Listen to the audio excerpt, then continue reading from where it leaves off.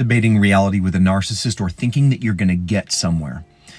Trying to prove that a narcissist is a narcissist, that they're lying, that their pathological perspective is wrong, is going to make you crazy.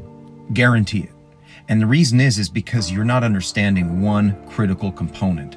You think that there's a mask and that there's some level of truth and awareness that exists beyond that mask, and that they're just withholding what's real. Unfortunately, they are trapped behind a set of defense mechanisms from a stunted juvenile development so thick they can't access their trauma, they can't access an authentic self, which is atrophied a long time ago, and the mask is them. They don't have one, they are that.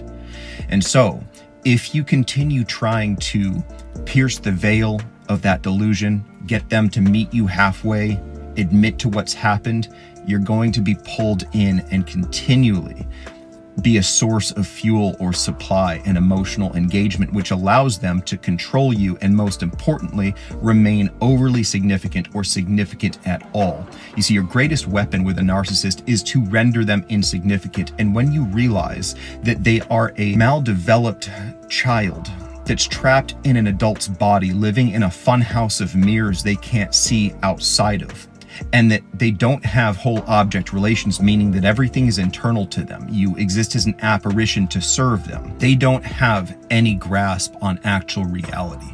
This is a delusion and a pathological one. They live out a repetition compulsion, which is narcissistic abuse, always trying to become an independent person by replacing their mother with a substitute, you, having you meet those needs, and then after they merge and fuse and idealize you, discard and cast you out so they can separate to become that autonomous self. But it will never work because that stage of development has passed. And so you are caught within a very confusing delusion. And there is no way to rectify that except to remove yourself from the situation, and not just from them, but also the corrupted network.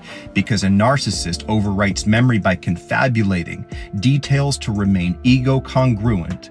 Therefore, their timeline is not accurate to them whatsoever, and their conviction, because they believe it, is so heavy that when they go out into the network, they always frame themselves as the victim, as you as the abuser. And if they're covert, they'll play the hero role and say they're just worried about your mental health, that you're crazy, you have anger issues, they tried to help you, but they couldn't. So there's no way to rectify or fix this or pull them into reality. The only thing you can do is stop yourself from being pulled deeper into that delusion by trying to prove that it's there.